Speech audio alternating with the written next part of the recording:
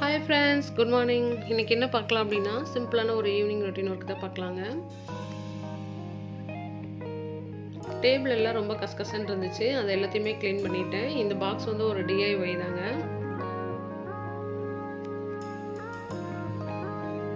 டேபிளில் எப்பயுமே நம்ம நிறைய திங்ஸ் வந்து நம்ம டம்ப் பண்ணி வைக்கக்கூடாது. நம்ம டெய்லி யூஸ் பண்ணக்கூடிய பொருளை மட்டுமே வைக்கணும். அப்போ தான் டேபிள் பார்க்குறதுக்கு நீட்டாக இருக்கும்.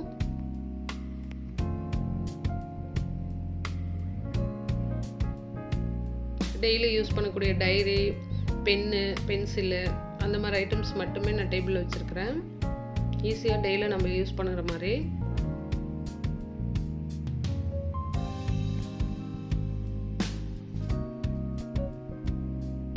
சின்னதாக ஒரு அழகுக்காக ஒரு மணி பிளான்ட் வச்சுருக்குறேங்க பாட்டிலில்.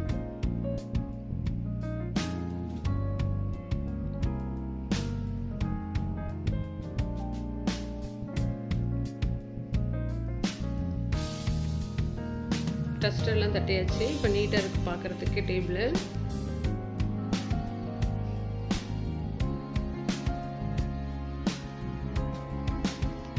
அடுத்ததான் பிஸ்கெட்லாம் ஒரு பாக்ஸில் எடுத்து வச்சிடலான்ட்டு எடுத்து வச்சிட்ருக்கிறேன்.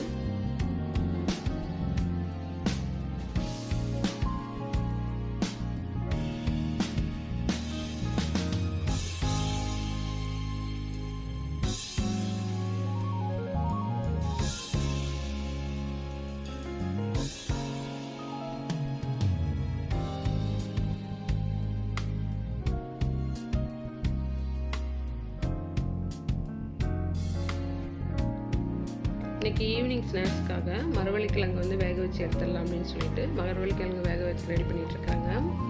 மரவள்ளிக்கிழங்கு நல்லா பொடுசாக கட் பண்ணிவிட்டேன். ஓரளவுக்கு பொடுசானா மீடியம் சைஸ் அளவுக்கு கட் பண்ணி எடுத்து வச்சுருக்கேன். கழுகிட்டு நல்லா வாஷ் பண்ணி குக்கரில் வச்சுருக்கேன். அதில் 1 டேபிள் ஸ்பூன் மஞ்சள்தூள் சேர்த்துருக்குறேன். தேவையான அளவு உப்பு சேர்த்துக்கோங்க.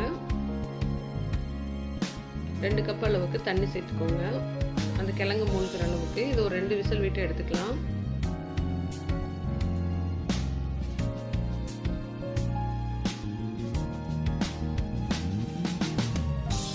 கிழங்கு நல்லாவே வெந்துருச்சு.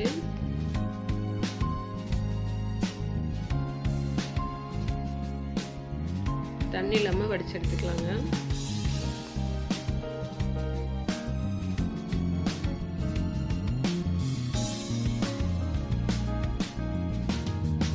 கிழங்கு தாளிச்சுக்கலாம்.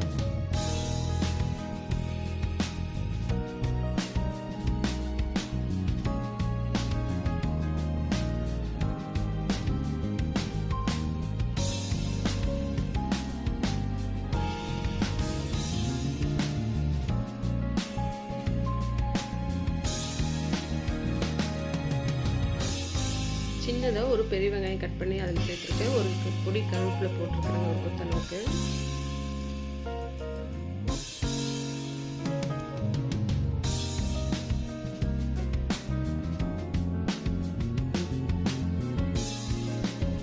பச்சை மிளகாய் 2 நீல வாக்கில் கட் பண்ணி அதையும் அதில் சேர்த்துருக்கேன். இதோடையே அந்த கிழங்கு போட்டு சேர்த்து நம்ம அப்படியே சர்வ் பண்ணாலும் சர்வ் பண்ணிக்கலாம். பீச் பார்க்கில் அந்த மாதிரி கொடுப்பாங்க. நான் வந்து தக்காளி வந்து 1 வந்து சேர்த்துருக்கிறேன். உப்பு வந்து கிழங்குல சேர்த்ததுனால இதில் அதிகமாக உப்பு சேர்த்துக்காதீங்க.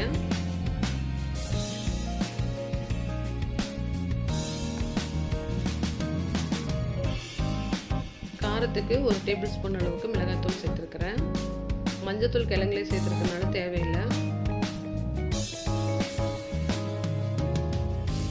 தக்காளி ரொம்ப வதங்கணும்னு இல்லை, ஓரளவுக்கு மீடியமாக வதங்கினதுக்கப்புறமா நம்ம அந்த கிழங்கை வந்து அதில் சேர்த்துக்கலாங்க.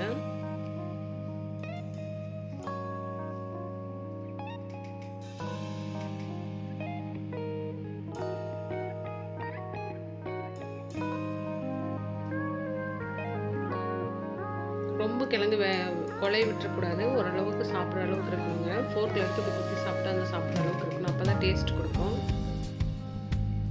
அந்த தக்காளி புளிப்புக்கு, அந்த பச்சை மிளகா ஃப்ளேவருக்கு கிழங்கு வந்து ரொம்ப சூப்பராக இருக்கும் டேஸ்ட்டாக. நீங்களும் ட்ரை பண்ணி பாருங்கள்.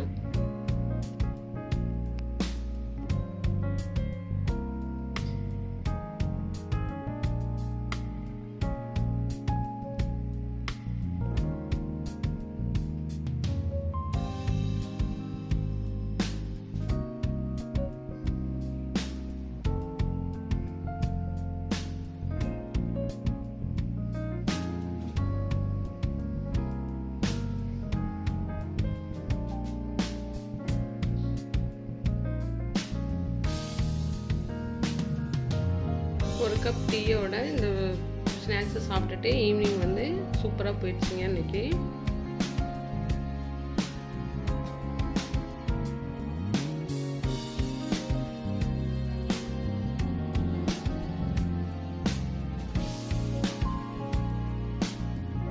இது வரைக்கும் நம்ம சேனலை சப்ஸ்கிரைப் பண்ணலன்னா மறக்காமல் கீழே இருக்கிற ரெட் பட்டனை சப்ஸ்கிரைப் பண்ணிடுங்க. லைக் பண்ணுங்கள், ஷேர் பண்ணுங்கள், கமெண்ட் பண்ணுங்கள். தேங்க்யூ.